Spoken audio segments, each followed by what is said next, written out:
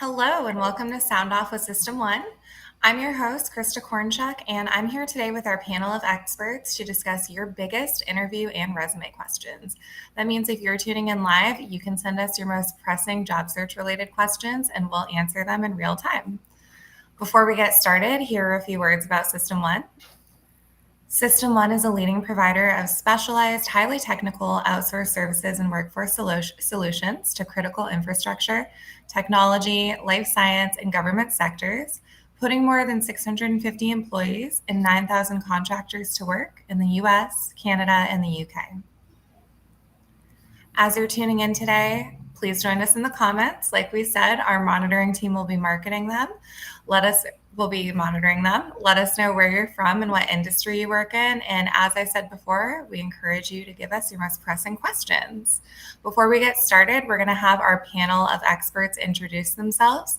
Our panel will be sharing their hot jobs, which you can view by scanning the QR code or visiting jobs.system1.com.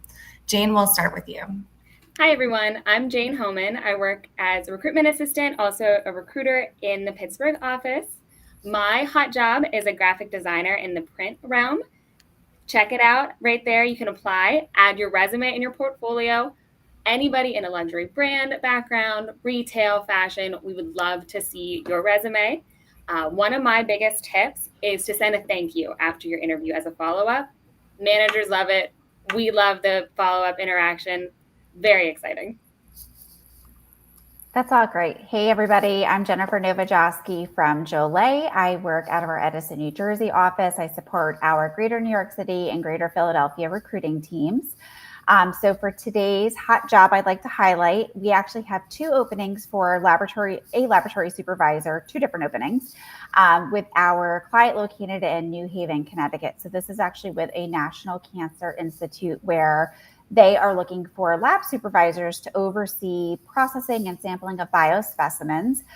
They basically collect these samples from patients that are in their clinical trials that they're supporting. So really great opportunity. The job ID is down there below, along with the QR code. And in terms of a tip, I would say leveraging AI technology that's out there. So great to be here. Well, good afternoon, everybody. Shawn, Mountain Limited, the #1 engineering firm in the United States. My hot job of the day, or the week actually, is an outside plant engineer in Tallahassee, Florida. We have multiple openings throughout Florida, but we're looking for an experienced outside plant engineer who has a strong background in telecommunications with Ethernet and fiber to the tower. Designing experience is a plus. And this pay for this role is an open-ended contract, and it's a unit-based or production paid by the foot. My tip of the day, of course, is to connect with a System One recruiter. As always, we'll point you in the right direction. We work with hiring managers on a daily basis. And make sure you tailor your resume appropriately to the job that you're applying for. A lot of times, that one style of resume isn't going to fit all jobs. Absolutely. And again, you can see the jobs by scanning the QR code or visiting jobs.system1.com. Thank you all for your tips. I actually want to circle back to Jennifer's tip about utilizing AI. Jennifer, what do you think a good prompt is when using AI to edit a resume? And anyone else that has questions, please send them in now. So that's great. And you actually hit on it. It's really about the prompt that you enter, right? ChatGPT, for example, not only on the recruiter side of it do we use it, but we are finding ways on the job seeker side how you can really use it to your benefit. And it all depends on what prompt you give it. So like, for example, let's say you want to use it to enhance your resume. Perhaps it's a little bit lengthier than you want it to be. You want to truncate it. You would go into ChatGPT, copy and paste your resume and put the prompt of truncate my resume.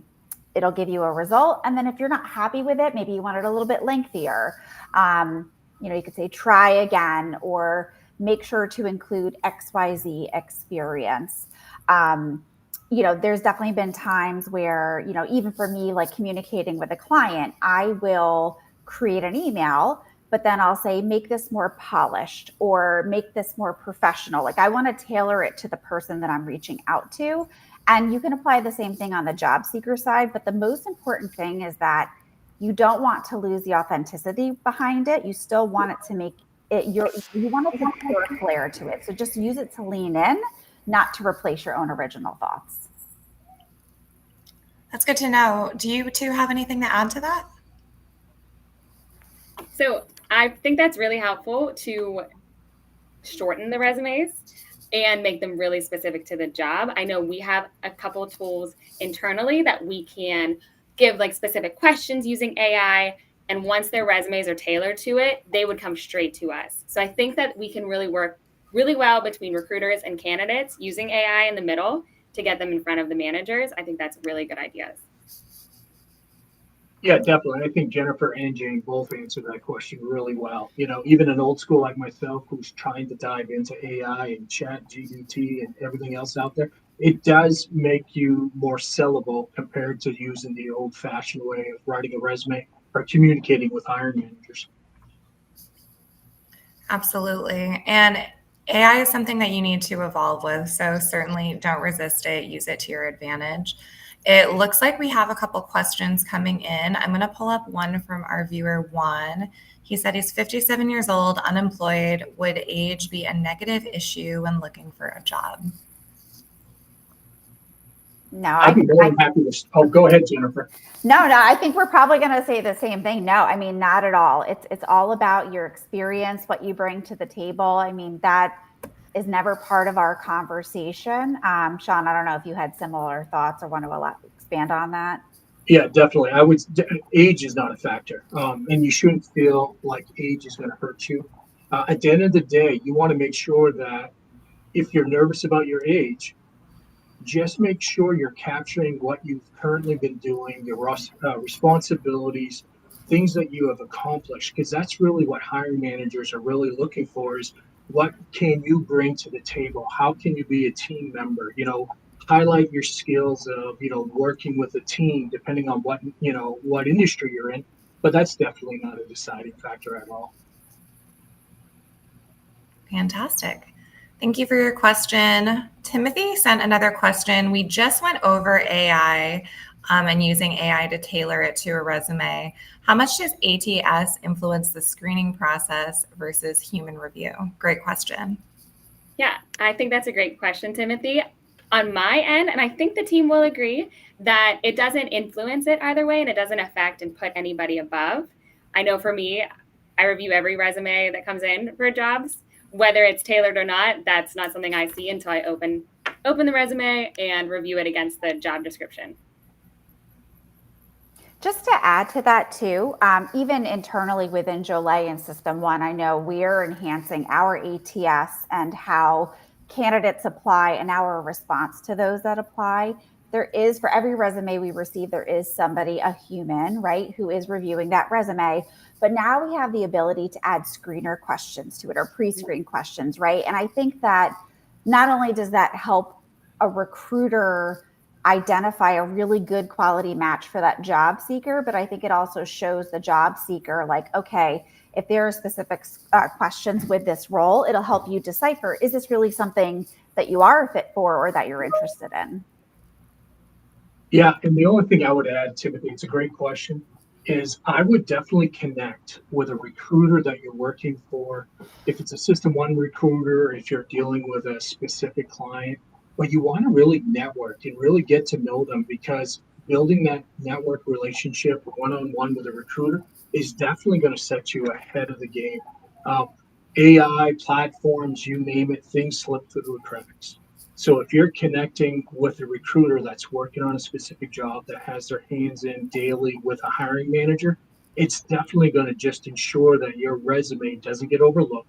Plus, they can give you ideas on how maybe you need to tell your resume a little different to sell yourself. Because sometimes we get fixated on a job description, but sometimes there's hidden job requirements that might not be on a post. So networking with a recruiter is going to set you up for success versus failure.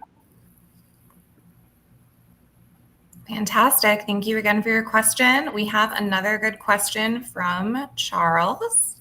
He wants to know, how many pages should the resume be? 2? We get this question often. It's a good question. I think it really depends on the role that you're applying for and the level of the role that you're applying for. even if you are somebody who is at a midpoint in their career, maybe you have like 10 years of experience or so, there's a way to do it even on one page, but it just depends on how much you want to highlight when you're applying for the job. Are they asking for certain things, right? Like, certain roles, for example, want to see any publications that you've done. So in that case, there's a way that you can still provide that, but maybe you separate it out from your resume. So that way your resume highlights your qualifications and experience, and then you have a separate file for that. But again, like using something like a chat GPT, that can help you with that. If you have a 5-page resume and you want to see what it might look like on a 2-page resume, you can put that prompt in. You may not be happy with that result. Maybe you'll see that you actually do need it to be longer. So no cookie cutter answer to that, I think, other than it really just depends on the job that you're applying for. And Jennifer, to add to that a little bit, I think when you do talk with a recruiter, that I think the recruiter can give a little more insight too. Like the portfolio, for example, I need it separate. When I send it for this specific job I was talking about earlier, the graphic designer, I love that it's on the resume. I will pull it as well. Sometimes I'll even download it and send it to the manager, and that's dependent on what the managers want. So I think you're right. It's all circumstantial. Yeah, most definitely. Every job, every client, every position is different. Partner up with a recruiter. They'll definitely tailor you the right way for that specific job. I know that in the telecom industry, depending on which client, which hiring manager I'm working with, if you got 30 years of experience, they want to see all 30 years. Other companies, they want to see the last 10. So partnering up, getting to know people is definitely going to set you up for success. But great question, Charles. Awesome. Yeah, make sure you add these 3 to your LinkedIn network. These are 3 recruiters that will get you in the right hands and give you the right advice. Tips for a resume if you don't have experience? It's a good question. Yeah, I can start with that. Definitely. This is always a struggle. We've all done something professionally or unprofessionally, kind of, so to speak, in the working environment over our livelihood. If it's parenting, if it's, you've been in the education, going to school, you've been doing jobs part-time, you definitely want to highlight, because a lot of the things that you do can be considered like project management skills, ability to manage projects, things of that nature. But taking care of kids is a full-time job. I don't know how people can do it nowadays. I'm happy that mine is 22 years old and out of the house. But you definitely don't want to sell yourself short. And once again, if you partner up with a recruiter, they can kind of point you in the right direction on how you should try to label. You might want to emphasize a lot on your education piece, with depending on what kind of work study environments, jobs that you did while you were in college to help you out. Yeah, those are all really good points. And I think it depends on too, like, what your background is. Like, for example, what we experienced here on Joulé in the life sciences space during COVID, we saw so many graduates that, graduated virtually with a degree in biology, for example, but then struggled to find a role at that point, right? So there was some time that went by. So really what they had to showcase on their resume was their education. So Shawn, really just to kind of piggyback off of what you said, it's then highlighting, okay, here's the research I did in school. Here are the skills that I applied. If you were in the industry or you were in the workforce and then you took a break, it's okay to list those dates that you weren't working and just put a very tiny bit, just to give enough information to showcase what you were actually doing during that time. Yes. And one more thing, I know we're all talking about the education. I've been working on an internship recently and talking with candidates that say, I only have projects. And I tell them it's not only.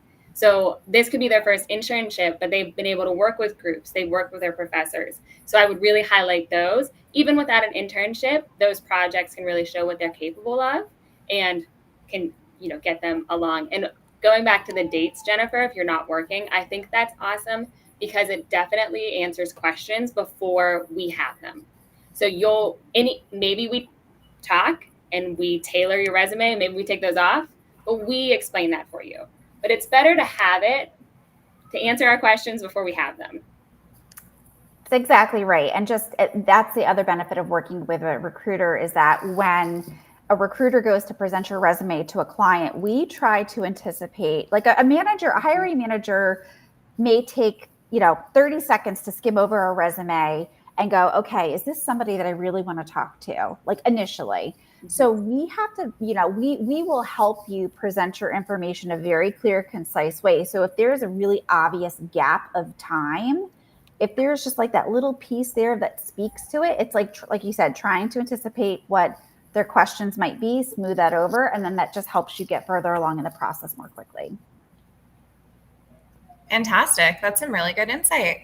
We have another question from Ferris. Ferris is asking, what is the best way to answer the interview question? Why did you move between different employers? That's another really great question. And I think too, there's going to be a variety of reasons as to why somebody is leaving an employer, right? Did your family relocate? Were there, personal things that you had going on? Was it a matter of you found that the company was no longer a fit for you, or perhaps you felt that you were no longer a fit for the company? So I think depending on the reason, you can tailor it a variety of different ways. But the best thing is just always to speak about these things in a positive way, right? Like it's, if you were in a position and you wanted to leave there just because you weren't happy with the work or whatever it was, it's okay to say something like, well, I just felt like the opportunity was no longer for me. And then, you can go from there. Yeah. And, piggybacking off of what you're saying, Jennifer, I think making the conversation about yourself, because you were the ultimate one that, parted ways, kind of goes back to like the I statements. I needed a change. I moved. It was no longer a good fit for me. Really make it about yourself, because at the end of the day, it is, your circumstance. So tailor it to yourself. It was less than ideal. We can help you work out a way to explain that in an interview. Yeah, most definitely. A partner up with a recruiter is the best word of advice on this question, because every hiring manager looks at resumes kind of differently. I've been doing this for some time now, and somebody might look at a resume and it shows 3 jobs within an 18-month period. And they're quickly thinking you're job hunting, or you're not happy, nothing's pleasing you. So you definitely want to partner up with a recruiter, because truth be told, not every job's the right fit for everybody. And you want to be true to yourself. You want to be positive. That was mentioned. And you just want to kind of explain the situation, because the recruiters are the ones that are really talking, knocking on the doors with the hiring manager and saying, hey, listen, Ferris had 3 great jobs, but they weren't the right fit for him. They weren't what his career ambition was. It wasn't going to take him to what he's been doing for X, Y, and Z years. So that sometimes happens. So communication goes a long ways, staying positive, upbeat, being professional while you're explaining why you might have had to transition a couple of times will definitely set you up for success versus failure. I love it. And another question we have on certifications. We cannot see who asked this question, but they want to know, how helpful are certifications on a resume? Does it really give the edge over other candidates? Great question. That is a great question. And I think it is anything that you have in your background, in your resume, your education, your experience, that's going to build your resume individually. So when it comes to giving an edge over other candidates, it's probably going to go back to the job description and what the job is looking for and what the hiring managers are looking for. But I think they're great. I think that they add to you as an individual, and you can kind of tailor it to the job description. We keep going back to the tailoring, but it's really important. It really is. And those are some really good points. And the other thing to think about too is that even if you are tailoring it to that specific job that you're applying for or going after, if you have a certification that maybe isn't 100% relevant to that, it's still important to put that on there, because there could be other opportunities within that company that you're not aware of yet. And a hiring manager may see something and be like, ooh, that's really good experience. We don't have somebody who has that. They're not a great fit for this job, but I might have something else for them. So I'm with you, right? Like if you've put in that extra work and gone that extra mile to get that certification, I would absolutely include it. Mm-hmm. Oh, without a doubt. It all really depends on the kind of industry you're in. The industry you work in might not require any certifications, but having your certifications is very valuable. It's showing that even though it's not required in that field, you're looking to self improve yourself. It means you want to be involved, you want to enhance your career. It set you apart from other applicants that maybe haven't done anything in the last 5 or 6 years. So, continuing to educate yourself, getting certifications is definitely going to put you on track compared to other, candidates that you're interviewing over for positions. Absolutely. And I want to mention we're getting a lot of other questions about career gaps and individual situations within career gaps. So I just want to circle back. The overwhelming answer was work with a recruiter, and they can help you talk about, how to explain that to an employer, whether it's in an interview or on your resume. Another good question we have from Jessica is, what good advice can you give on the best way to show a career transition? I would say, cover letters are always good, right? If you, for example, let's say you were a teacher that got into laboratory sciences, right? Some may think, wow, that's like a really big transition or a really big jump. You could put a cover letter together that speaks to that.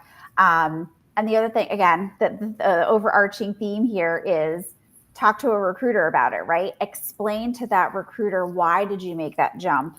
If you were a teacher that went to laboratory sciences, what about teaching did you not like? What about being in the lab what enticed you? And then that recruiter can help coach you on how to describe that during an interview, for example. But you really have to have that intimate conversation to share those details, because every conversation is going to be different and personalized. I have one thing to add to that. It's kind of a spinoff from the original question. But if you guys were on when we introduced ourselves, we all work within System 1, but also subsidiaries of System 1. So say you talk to me and you really meant to talk to someone on Mountain. We'll still have a conversation. I'll direct you to a Mountain team member. So that comes down to connecting with us, message, let's have a conversation, and I can help direct you within System 1 and Joulé and Mountain and all of our other companies to really see which recruiter should be the next conversation. Sometimes there's a few stepping stones to get us to the right place. Yeah, definitely. Great question, Jessica. My recommendation, cover letter, an introduction. You can also, on the top of your resume, literally put that, you were passionate in something and now you're decided to go out in left field. Have a simple kind of transition at the top of your resume, just talking about what you were passionate about, what you're looking at, and the reason why you're kind of transitioning from your past career to current career. Nobody's going to, ding you on that. There's no bad marks or anything like that. But it allows the conversation to go very comfortably or smoothly with a hiring manager, with a recruiter, and then they can kind of point you in the right direction to help you to add that additional information to kind of get you in front of one of the leadership to get an interview. But it's a tricky situation. I think a lot of people have done that in the past, and they've came out perfect. You don't feel like you're the only one that's going through this transition, showing a totally career change. I've done it multiple times. Everybody has done it, and you'll be surprised. You'll come through this very successful with, partnering up with a recruiter. I just want to add one more thing to that, Shawn, and that's such a great point about putting it at the top of a resume, like in a professional summary, or even if you don't want to go the route of a cover letter, maybe it's a few sentences at the top of your resume. I think most times when people are transitioning their career or moving to something completely different, there's often a lot of transferable skills there. And I think that that's something really important to highlight, that a hiring manager will look at that and go, wow, like this person's really agile and can take what they've done here and apply it in a completely different setting. And sometimes that actually gives you a competitive edge over others that aren't going through a career transition. Absolutely. And I think one good thing to know is recruiting managers should be referring you to the right person. So if you're ever with a recruiter that's not doing that, that's probably not the recruiting company you want to be working with. So ensure that you're with a company that's going to get you in contact with the right person, whether it's, the right hiring manager or a different recruiter. They'll help you get there. And our last question, here we go. What if you have over 20 years of experience versus having a degree? Great question. We have a couple of sound off episodes on this as well. Yeah, I'll give a quick answer just from my experience. It comes down to the experience that you have. A lot of the times it's a little bit of a discussion with the hiring managers. Say we need 5 years of experience plus bachelor's degree. I've learned that a bachelor's degree, you're there for 4 years, it equals 4 years of experience. Now that could be different per job, but that is how I guess, let the managers know when I have someone that has all this experience, because it's more tangible than maybe just a 4-year degree and no experience. Yeah, that's a really great point. And I think too, let your experience speak for itself. You could, if you started with a company at, doing the very basic role, right? And then you grew within that over time, that speaks volumes, right? Sometimes over just education's important as well. But sometimes at the end of the day, it's really the experience that you have, what you bring to the table. All of those things definitely matter. Yeah, without a doubt, both of those are great answers. It also depends on what industry you're in. There's some specific jobs out there you cannot be hired unless you have a degree. But experience in my industry it's a lot stronger than somebody with an education. It all depends on what career path you're doing. You get your PMP, you get your CSM, so it's not that you're not trying to better yourself. It could be that you just started working immediately and never had the chance to take 2 to 4 years off, so to speak. Not off, but you're going to school, educating yourself to further your education, but you also took the time while you were working probably to get certifications, which we talked about just briefly ago. Those are still going to set you up for success. Don't cut yourself down because you don't have an education. And some positions might say this position requires an associate's or a bachelor's degree.